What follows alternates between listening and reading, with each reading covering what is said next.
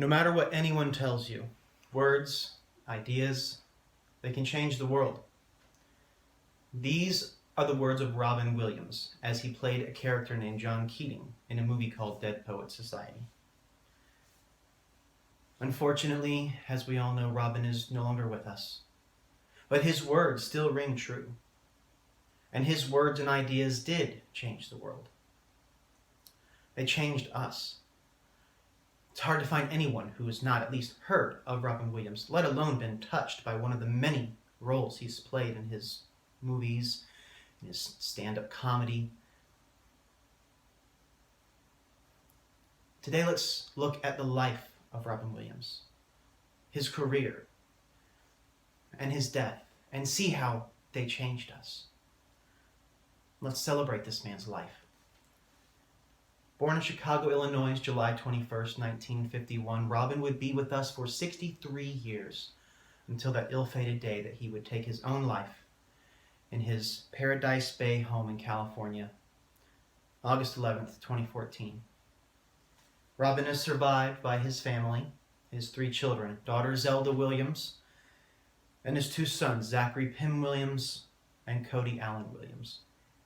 He is also survived by his late wife, Susan Snyder.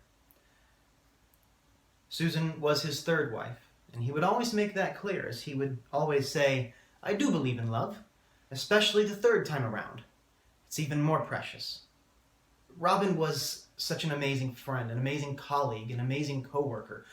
We worked together on many occasions, and he was so enigmatic, so charismatic. He was like somebody inflated a balloon and let it go.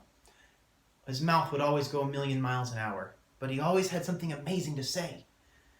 People would listen because he was so captivating.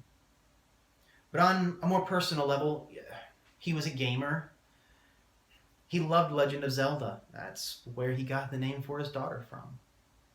I would always beat him at racing games, but he loved chess too. I never could beat him at that.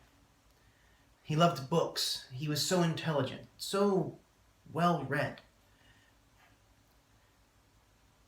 He was a philanthropist in his life. He raised over $80 million for the homeless, working with people like Billy Crystal and Whoopi Goldberg. He loved the military and his country. He would be at the USO constantly, performing for the troops.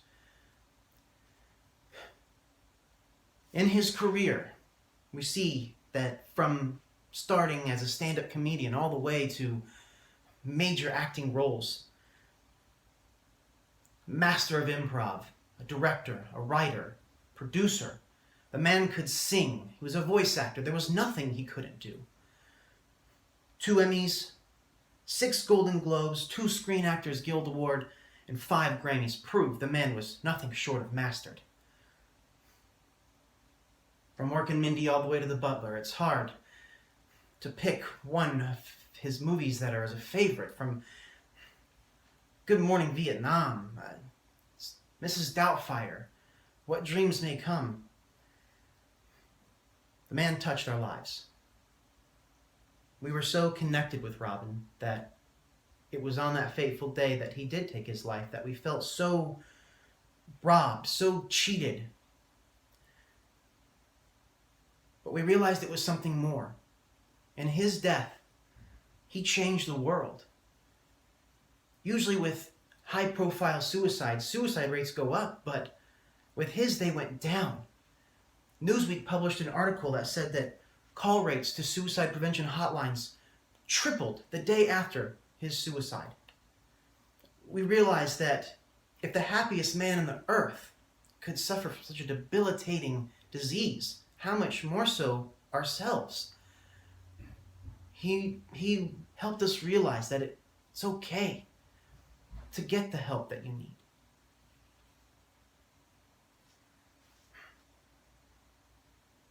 Looking back over this man's life, philanthropy, loving husband, caring father, a career that transcends generations and cultures, and a death that brought hope to those suffering with depression, we find that this man meant so much more to us than we ever realized. his words and ideas did change the world.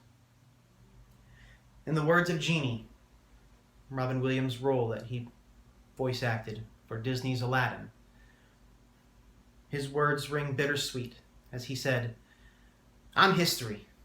No, I'm mythology. Nah, I don't care what I am. I'm free."